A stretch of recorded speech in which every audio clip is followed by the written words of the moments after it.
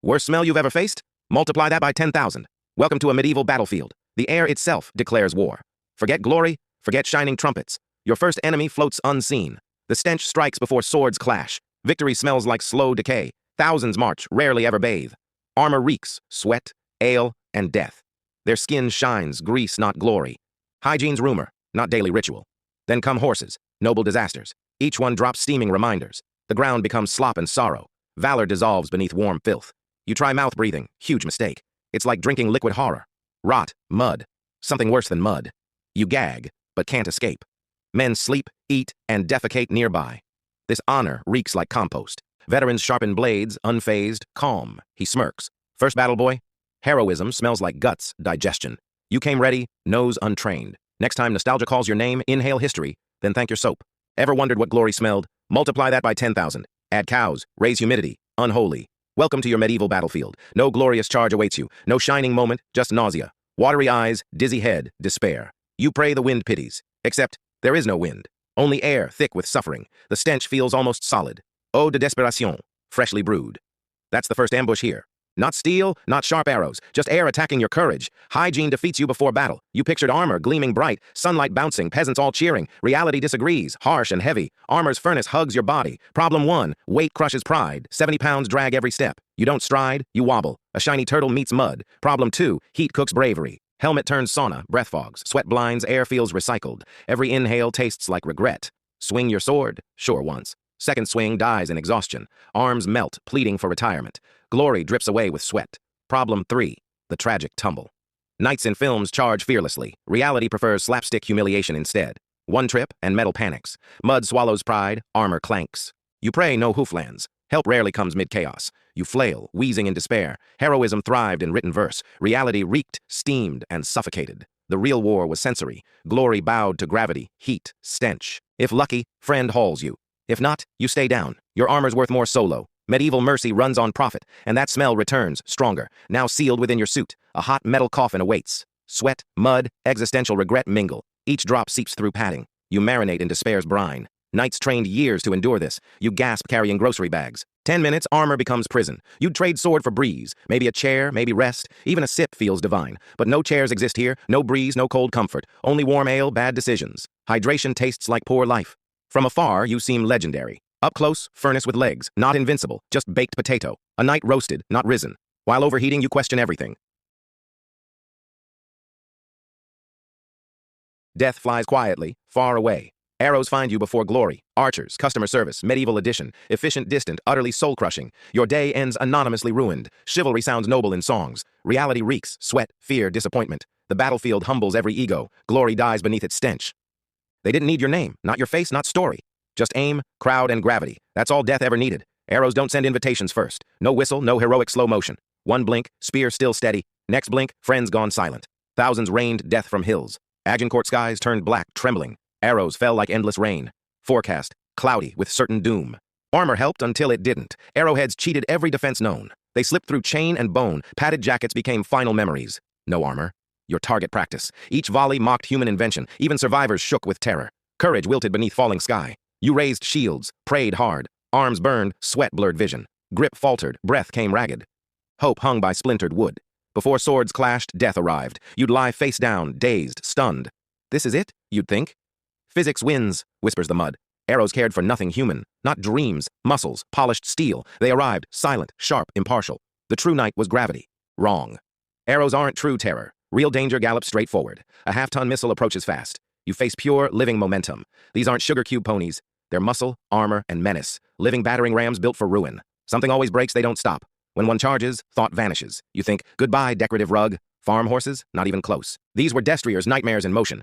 1,200 pounds, steel-plated rage, 30 miles per hour, unstoppable. Night aims, tree-sized, sharpened lance. Physics laughs, mercy takes holiday. The sound arrives before sight. Hooves thunder, earth begins trembling. It's not battle, it's earthquake. Ground quivers, courage melts instantly. Then comes the lowering lance. No strategy, no calm thinking. Just two options, trampled or impaled. You'd pick neither. Fate disagrees. Hold your spear, they said. Be brave, they promised boldly. Meanwhile, you're sweating, blind, shaking. Every instinct screams one word, run. The first rider closes in. Your spear trembles, grip slipping. The horse senses fear, grinning. It enjoys your panic personally. If the lance miraculously misses, momentum still breaks human bones. Even a brush could shatter. graceful jousts, pure cinematic lies. Reality was chaos, noise, splinters, bodies flew, steel screamed endlessly. Amid it all stands you terrified, fragile, freshly aware.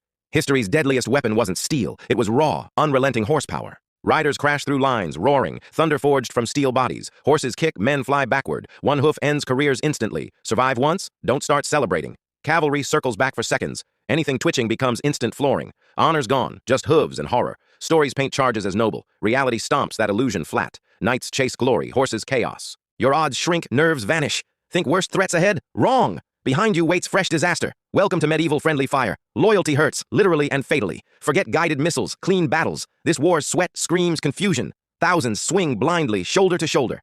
Chance of survival? Pure mathless hope. First problem strikes. Those cursed spears. Too long, too wildly swung. One slip, knee becomes kebab. Congratulations, you're medieval cuisine now. Next wave, swords, not elegance. No duels, no artful choreography. Just exhaustion carving through chaos. Prayers replace precision and aim. Smoke chokes, screams blur directions. You swing blind, heart pounding wildly. Helmet dents? You're lucky today. Otherwise, no funeral speech required. And then, the final insult. Archers. Arrows fly from your own. Team spirit meets backstabbing literally. History's humor? Painfully well-aimed irony. Arrows don't always fly straight. Sometimes they wobble midair. Sometimes wind personally hates you. Accuracy dies before impact. Enemy archers? Terrifying, of course. Your own? Even worse, honestly. Friendly fire meant lifetime bleeding. Medieval oops carried consequences permanent. Movement itself turns instantly dangerous. Commander yells, "Advance!" Chaos erupts. Formation lurches like drunken mob. You trip, vanish beneath boots. Not cruelty, just survival instinct. Nobody pauses for fallen friends. Veterans knew safer edge zones. Rookies die beautifully in center. Panic spreads, elbows swing blindly. Each comrade's swing feels risky. Helpful or head trauma? 50-50. Battlefield teamwork, pure chaotic lottery. Then there's Steve, village idiot. Never swung axe before today. He's chopping air, maybe skulls. Your head? Not approved target. On battlefields, friendly meant rumor. Good intentions caused accidental funerals. Surviving Steve feels heroic enough, but new nightmare rises beneath. The ground turns traitor next. Mud evolves into murderous quicksand. Hours of trampling create sludge. Dry grass dies. Chaos deepens. Every step tugs at boots. Weight drags, panic floods chest. 50 pounds of steel wins. You sink, flail, scream silently. One boot lost, balance gone. Face first, plunge into history's soup. Rot, blood, and despair mix. Congratulations, you've marinated with valor. No one stops to rescue. Not cruel. Simply impossible physically. Everyone's slipping, gasping, vanishing nearby. Mud keeps what courage forgets. The Middle Ages tested everything. Strength, courage, and tragic coordination. Most failed where gravity ruled. Heroism drowned, face down, forgotten. When panic hits, it spreads. Fear travels faster than arrows. You're no longer a person. Just another obstacle, sinking slowly. Soldiers stomp, horses splash past. Helmet fills with choking sludge. You breathe mud, not air. Medieval soup claims another victim. So much for shining glory. You stand, wobbling, barely functional. Legs stone heavy, armor clogged solid. Each step slower than sanity. Archers don't care, nor cavalry. You're moving target practice now. Every stumble invites instant death. The field itself hunts you, and it's never just you. Whole armies sank this way. Agincourt drowned knights before battle. Steel met mud. Mud always won. Imagine training your whole life. Dying to puddles, not swords. No epic songs for that. Just soggy endings, unsung forever. So picture armor gleaming bright. Now look down. Earth hates you. Gravity and weather share laughter. Both pull heroes to ruin. But somehow you're still standing. Dodged arrows, horses, liquid graves. You think, I might survive. Then panic strikes again. Cruel. It starts small. One glance backward. A line breaks. Formation shatters. Villagers in armor start fleeing. Courage drains. Chaos fills gaps. One runs, then two, then all. Fear yawns across human hearts. Organized force turns stampeding herd. You're trapped mid-collapse, breathless, doomed. In the end, you realize the deadliest threat wasn't enemy. It was panic, pure human. Your own side-sealed fate. He mutters something under his breath, steps back once, and that's all it takes. The man beside him sees it, assumes it's a retreat, and bolts. Within seconds, 3 more follow. A minute later, your whole line collapses like a soggy meat pie. You want to be brave to stand your ground, but bravery gets complicated when 50 men are sprinting past you screaming. Because the human brain isn't built for heroics, it's built for survival. When a crowd runs, you don't think hold steady. You think run, idiot. Medieval commanders knew this. That's why they screamed themselves hoarse, waving flags and blowing horns, desperate to hold the line while cavalry thundered toward them. Sometimes it worked. Most times it didn't. When panic won, the battlefield turned into a stampede. Armored men tripped, wagons overturned, horses kicked, and what was once an army became a rolling disaster of metal and fear. And here's the cruel part. You didn't even have to panic first. Someone else's fear could infect you like a spark in dry grass. You'd feel the rush of bodies, hear someone yell, "Retreat!" And before you even knew it, your spear was gone and your legs were running faster than your thoughts. Later, you'd tell yourself it was tactical repositioning. But deep down, you know you joined the medieval version of a Black Friday crowd, just with more blood and fewer discounts. And panic wasn't just humiliating, it was deadly. Men were crushed by their own side, wagons flipped, and soldiers trampled the very friends they'd sworn to protect. You could survive arrows, lances, and mud, only to get flattened by Steve again because he couldn't handle the pressure.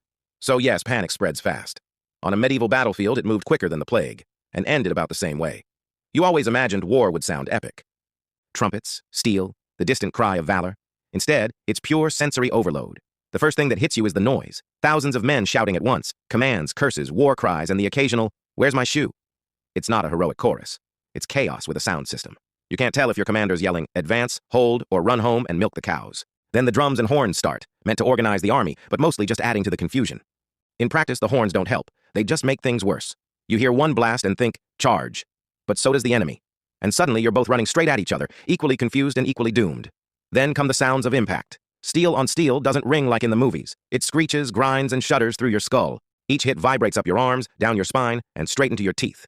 It's less heroic music and more metal cutlery having a nervous breakdown. And the horses, oh, the horses, they don't whinny politely, they scream. A war horse at full gallop sounds like nature itself yelling that you're small, soft, and about to be trampled. Now add the people, because no one dies quietly. They shout, they beg, they cry for their mothers, sounds that slice through the chaos sharper than any blade. You weren't ready for that part. No one ever is. That's when the fantasy dies. The glorious image of you standing proud with your shining sword, gone. What a S left feels less like bravery and more like being trapped inside a nightmare made entirely of noise. You can't think, you can't focus. You can barely breathe inside your helmet. The sound is everywhere, pressing in from all sides until your thoughts just stop. That calm, strategic mindset you swore you'd keep, it evaporates. Your body takes over, swinging wildly, hoping you're hitting enemies and not your own side. Because at that point, thinking is a luxury you can't afford. So no, you're not broken by a sword or an arrow. You're broken by sound, by the sheer deafening roar of thousands of terrified, angry humans packed together. It's not glorious, it's overwhelming. And when you finally stumble out of the chaos, if you survive at all, your ears will still be ringing. A lovely medieval souvenir you never asked for. You probably imagined yourself charging into battle like a hero. Blade flashing, cloak billowing, the music swelling behind you. Reality? More mud, confusion, and screaming horses than anyone ever told you about. Hate to break it to you, swords are wildly overrated. If you brought one to a medieval battlefield, congratulations. You've already made your first mistake. Let's start with the obvious. Swords were expensive. Unless you were a noble or had a very generous employer, you probably couldn't afford one. Most soldiers fought with spears, axes, or whatever sharpened stick their lord handed them that morning. Not exactly the heroic image you had in mind, right? But even if you did get your hands on a shiny sword, it wasn't nearly as practical as you think. Spears ruled the battlefield. They kept danger at a comfortable distance, over there with the other guy, not right up in your face. With a sword, you had to get close, which basically meant volunteering for stabbing range. And that fantasy of you swinging with precision and power? Yeah, about that. Knights trained from childhood to use heavy blades, practicing every day until their arms were like iron. You, on the other hand, have spent your life scrolling, driving, and maybe going to the gym a few times a month, on a good streak. Your first swing wouldn't be heroic. It'd be followed immediately by the thought, why does my shoulder hurt already? Even worse, real battles weren't choreographed duels. They were chaotic, cramped mosh pits of armor, mud, and panic. There wasn't space to swing your sword without accidentally decapitating your own side. That's why many soldiers deliberately blunted their blades, turning them into glorified clubs, because in that mess, smashing was safer than slicing. And if you did manage to land a clean hit, good luck. Your sword wouldn't cut through armor like in the movies. Mail, padding, and helmets were built to shrug off slashes. You'd swing with all your might, and the other guy would just grunt, mildly irritated, before skewering you with his far more efficient spear. So yes, swords look great on posters. They sound amazing in films. But in real combat? They were heavy, clumsy, and mostly for show. A symbol of rank, not survival. If you thought you'd be charging into glory like King Arthur, think again. You're not wielding Excalibur. You're just a tired, sweaty peasant holding a very expensive mistake. And even if the battlefield itself doesn't kill you, don't celebrate yet. Because there's a much deadlier, quieter enemy waiting in camp. The one that never sleeps, never tires, and always wins. Disease. Let's start there. Imagine thousands of soldiers packed together in a temporary city of sweat, mud, and fear. Welcome to the real medieval army, where the fighting was brutal, but the living was worse. When the sun dips, the furnace flips. Welcome to the medieval night shift, frozen edition. That same armor that cooked you all day now becomes a personal refrigerator. The sweat you poured out hours ago, it's still there, only now it's turning to ice between the layers of padding. Every breath feels like it's scraping frost down your throat. You'd think all that metal would help, but no. Iron doesn't warm you. It steals your heat like a thief in the dark. Your joints stiffen, your fingers go numb, and your sword might as well be a block of ice. Even sleeping's a gamble. No cozy campfires here. Wood is scarce, and smoke gives away your position. So you curl up in wet clothes, shivering under the stars, wondering if death by hypothermia counts as dying in battle. Rain makes it worse. Medieval armor wasn't waterproof, so when the skies open up, you basically become a human rain barrel. Everything soaks, your clothes, your boots, your morale. The mud returns with a vengeance, slurping at your legs like it's been waiting all day for round two. By morning, your gear weighs twice as much and your spirit half as much. And wind, don't underestimate it. Try standing on a hillside in 40 pounds of steel while a freezing gust slaps you in the face every few seconds. It's like nature personally telling you to go home. Except you can't, because the commander's shouting, the enemy's moving, and you're stuck trying not to freeze solid before the next charge. So yes, weapons were dangerous. But the weather? That was relentless. It didn't matter if you were brave, noble, or just really good at ducking arrows. The sun boiled you, the rain drowned you, and the cold finished whatever was left. Medieval warfare wasn't just a fight against men. It was a fight against the planet itself, and the planet almost always won. If you survived all that, horses, mud, panic, disease, and the mood swings of Mother Nature, congratulations. You've officially lasted longer than most, but don't relax yet, because there's still one more battle to face: getting paid.